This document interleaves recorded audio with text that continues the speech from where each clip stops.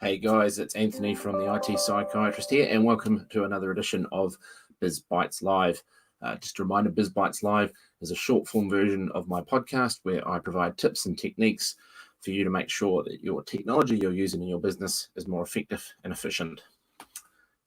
Today, I want to talk about Zoom, and particularly provide 7 tips on how to have a secure and protected Zoom experience as much as possible.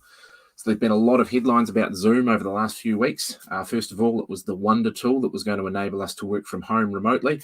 And then secondly, the security elements behind it. There's been a lot of noise and concern about the security of Zoom. I won't go into all the background of it, but needless to say, as a communications tool, there is no such thing as completely secure communication, no matter what people tell you.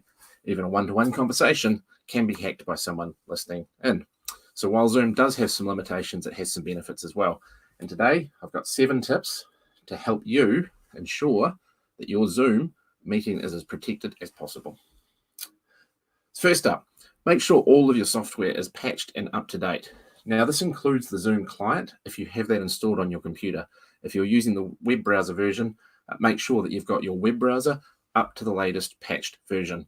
Antivirus and any other security software you've got on your computer needs to be patched as well. If you're running any kind of meeting and you're running on a non-supported or insecure browser, you open yourself up to risk immediately. Secondly, and this is when you set up your Zoom meeting. Now you can do it in a number of places, either in the client or in the browser. So that's actually only 2 places. But set good passwords. So you can set a meeting password when you set the meeting up, and that password tends to default to a 6-character or a 6-number setting. Now you can set that to be any password you want.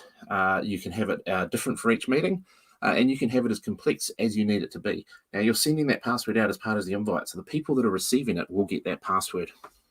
It's important that you have a strong password if you're in a meeting where you're going to be discussing sensitive information.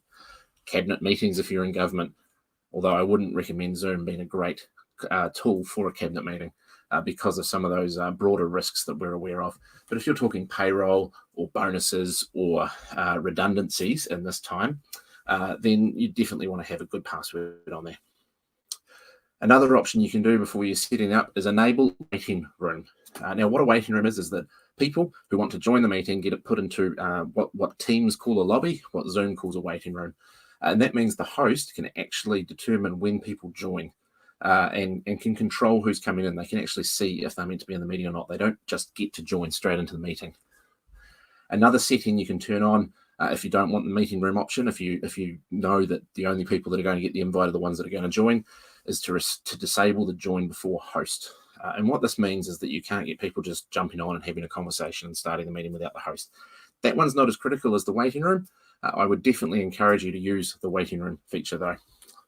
Another one, and I think you do this one within the Zoom meeting itself, if you don't need to have them on, restrict or disable the ability to transfer files within the meeting and limit screen sharing to the host only. Now, screen sharing is definitely a setting within a meeting. You can change that as you go. Both of these, the reason you limit or restrict it is if you don't need it, why would people be sharing files? Within there as well is good practice for any meeting. It's the same as email etiquette. Remind your attendees that they shouldn't be accepting any files or links from people they don't know. So if it's a broad meeting with a lot of different people in it, people shouldn't be sharing links because that's where some of the malware attacks through Zoom are coming from. Another one you want to do is to remove the ability for participants to rejoin meetings. So if someone is ejected from the meeting because of their conduct, you don't want them coming back in later on. So you can restrict that ability. Again, it's from one of the settings. And in a video later, I will walk through how to set some of these settings up for Zoom as well. Lock the meeting once all your attendees have joined. So if you've got a very restricted audience and you've only got a team of 5, 6, 7 people and you don't expect to have anyone else join, once you've got all those people in there, lock the meeting down so that no one else can join if they've got the link or the password. You can control that and you can stop people you don't want being in there. And the final one, and this is probably just good practice, is to restrict the call record feature, allow record to trusted participants only. Now, there's a couple of reasons you want to do this. Firstly, if you've got a broad open meeting with people that you're not familiar with, you don't want them capturing things that may have been said out of context and using those against you. Secondly, you don't want to have some of the things you're talking about shared publicly either. So you might be talking about sensitive information.